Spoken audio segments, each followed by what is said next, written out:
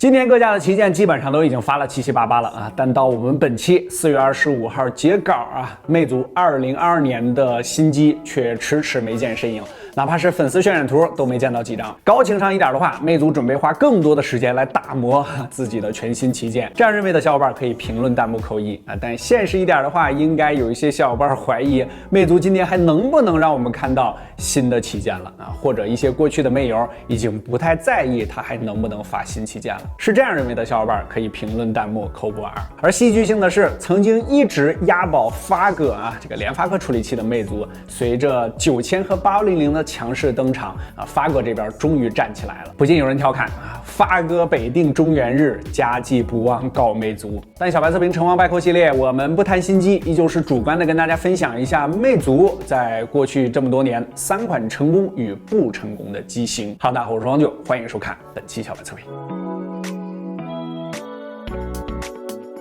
关于魅族的详细手机简史，其实之前我们已经聊过了啊，没看过的可以去我们频道内补作业。关于成王败寇这个系列，前几期有小伙伴说啊，机器说的太少，或者说有不认同之类的啊。首先各个品牌的机器是非常多的，简史系列都说不完，更别说机型盘点了。所以立项一开始，我们就定了3台成功、3台失败的这个规则，而且这个系列就是纯主观分享啊，每个人的喜好和分析的出发点肯定是不同的。欢迎大家在评论区分享你认为的机型和理由。OK， 我们言归正传。很多早期机友一提到魅族，可能首先想到的就是2012年在水立方的那场发布会，一代经典 MX2 梦想2。这台机器告诉了很多用户什么是国产机的精致感。纯黑的屏幕，双色注塑的后壳，可能是当年最窄的边框，简直就是在打没有设计就是最好的设计的脸。这他妈的绝对是捣乱的是吧？而从内部延展到中框的不锈钢边框，也让机身有着极高的强度。如今在互联网上都不乏夸奖 MX2 的声音。当然更重要的是，魅族率先在安卓上引进了在当时格外先进的 Home 键。在当年遍地3大金刚键的安卓机面前，这简直就像是外星科技啊！不仅集成了呼吸灯，魅族还给设计了各种手势操作，让这一颗按键就集成了3大金刚键的所有功能，简约还不简单啊！我自己就被这个设计深深吸引。单机回到主页面，双击多任务上滑返回。不仅如此，它还设置了双击唤醒、长按熄屏。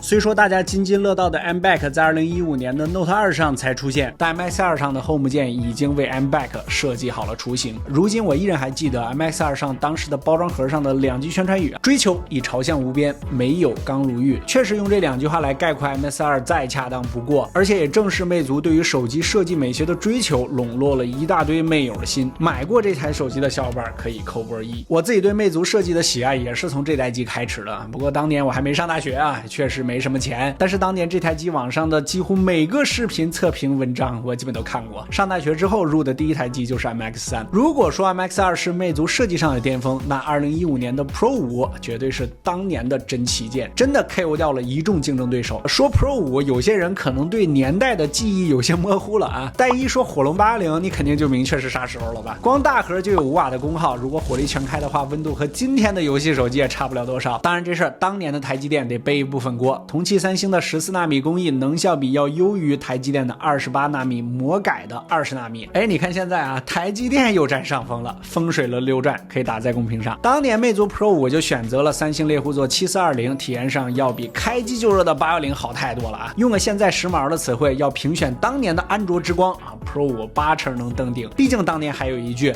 魅族投票没输过。你真棒，真棒！由于上代 MX Pro 2K 屏幕导致的功耗和性能有些翻车，所以 Pro 5保守的选择了一块1080p 的 AMOLED 屏幕，而这块屏幕可能也就成为了这台机唯一的一个小槽点了。但话说回来，当时的性能处理器和电池优化能力想流畅带动 2K 屏确实有些过于困难。其他配置上，当年算是超前的 Type-C 接口、HiFi 芯片、24瓦快充索尼传感器，甚至后摄镜头还上了蓝宝石镜片啊 ！Pro 5堆的是相当水桶。设计上正面极窄的边框，金属机身的质感也是相当到位，和同期的大旗舰相比一点不落下风。当年 Pro 5的口号是不完美，做产品毕竟会有取舍嘛。嘛。不过现在看来啊 ，Pro 5当年说自己不完美，更像是一种谦虚或者嘲讽当年对手的说法。最后一台主观上觉得魅族非常成功的机型是16系列，这可能是有史以来好评度最高的魅族机型。和今天大家都在比性能、比相机不同，当时机圈都在追求一个屏占比，所以刘海屏就成为了当时的最优解。但当年安卓系统和第三方的软件对于刘海的适配还并不到位，而且采用刘海屏的手机也经常被冠以抄袭苹果的称号，或者真的就是简单的模仿游戏啊，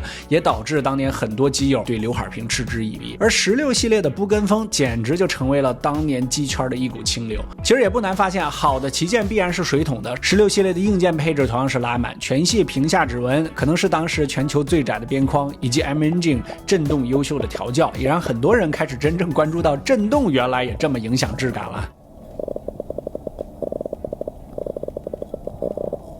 很多机友把它评为是当年搭载845芯片中最值得买的一台机。当然更值得一提的还有16系列的设计，魅族对于对称设计的极致追求，以及远山白配色的惊艳，背后的4曲面让握持体验非常优秀。同时魅族对于这块玻璃的处理，让它在观感上有了一种陶瓷的质感。16远山白的颜值哪怕放在今天也能收获赞叹，让你站在今天的审美给这一台手机打分的话，满分10分能给几分？虽说这台机产品本身取得了成功，但是对于魅族而言2018却是极其艰难的，因为前几年的疯狂导致当时的魅族市场情况非常严峻。18年的产品虽然优秀，但也仅有948万台的出货量，让境况雪上加霜。出现这种情况的导火索，就不得不提到2017年 Pro 7的失利。要谈到魅族最失败的3台机型啊，我相信很多人首先想到的也是 Pro 7。大家第一时间想调侃的肯定是这台手机的痔疮啊，在手机后背增加一块副屏的想法，其实很多机型也都做过啊。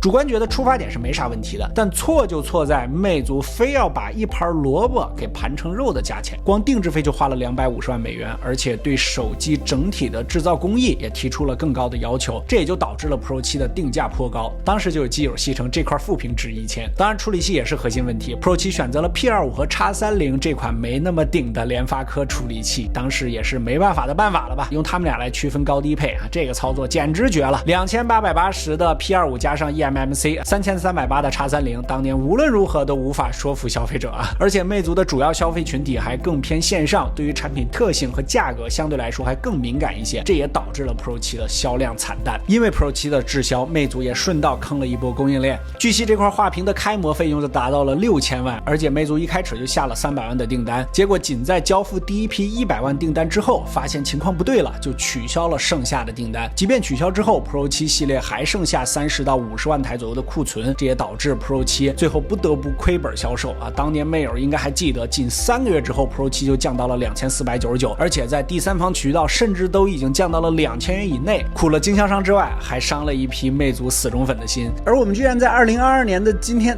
买到了一台全新的 Pro 7啊，可见它的库存是多么的恐怖。魅族一点也不耍猴，应该来说是有史以来魅族的旗舰机型在发布的时候准备的货量最大的一次。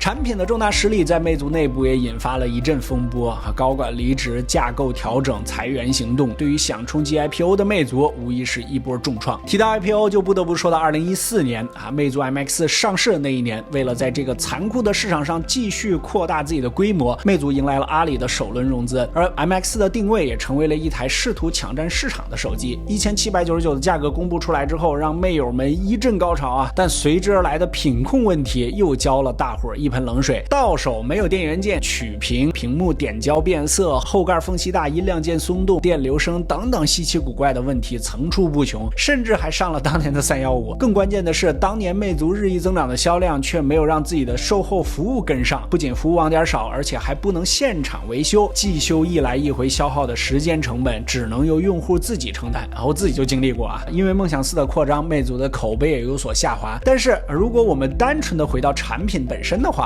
MX4 确实还算是一台不错的手机，配置和设计主观上都要优于同期价格还更贵一点的小米4也成为了不少魅友心中的一代神机。但是灵性的但是，商业产品的成功与否从来都不只有产品本身这一个维度。而最后一台主观上觉得比较失败的机型则是2021年的魅族18。小屏党听到这先别打人啊，先听我把话说完。这是一台符合魅族价值观却又不太迎合市场的机型，或者说这台机型有点生不逢时。配置上说啊，它确实小而美，但得益于骁龙 SOC 近年优秀的表现，即便是在寒冬，这款机都能让你感受到科技的温度。而同时配备的 2K 屏确实不错，但也让这块4000毫安时的电池捉襟见肘啊，有点前后矛盾了。在市场层面，小屏机确实有固定的用户群体，但也不可否认国内的体量很小。以魅族近年的情况，有这个精力和资金，不如先稳住自己的核心盘。搞小屏旗舰在产品上是没错的，但在商业层面讲，或许对于现在的魅族现在的现实情况来说，并不是明智之举。活下去毕竟比什么都重要嘛。最后是价格，虽说魅族18在当时是仅有的一款小屏满血旗舰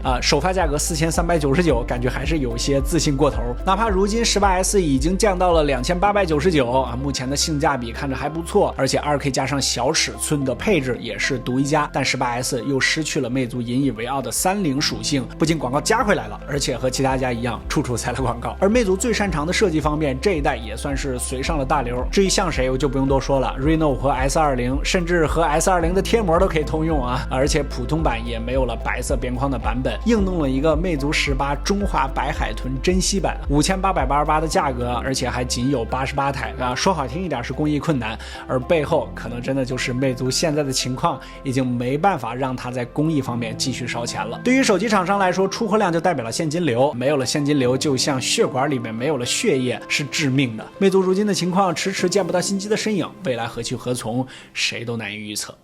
最近的一次魅族发布会发布了很多周边产品，凭借着出色的设计和对年轻人喜好的拿捏魅族的手机壳倒是玩出了不少新花样，我们工作室好多人都在用。但这也说明了疯狂内卷的国产市场确实赚不到什么钱了，能够单纯的凭借产品利润赚钱的高端市场也一直被苹果占据，华为控制的市场，国产机似乎接盘都很困难。而这个研发比很重的智能手机市场里，金钱基本上就等同于你的研发实力，也就意味着后续的厂商再想挤进去更是难上加难了。所以这也是大家现在纷纷改变赛道的一个重要原因前段时间传出的吉利和魅族的联谊，很有可能会成为一个非常好的转机。对于魅族来说，或许真的可以通过其他赛道，魅族能够强势一波跟上大流。无论中国手机是怎么样出一本书这家珠海小厂无疑会有浓墨重彩的一笔给我们带来过很多有意义的产品。但由于市场的变化、产品定义、管理层变动等种种原因吧，魅族自己也确实浪费了很多大好机会。如果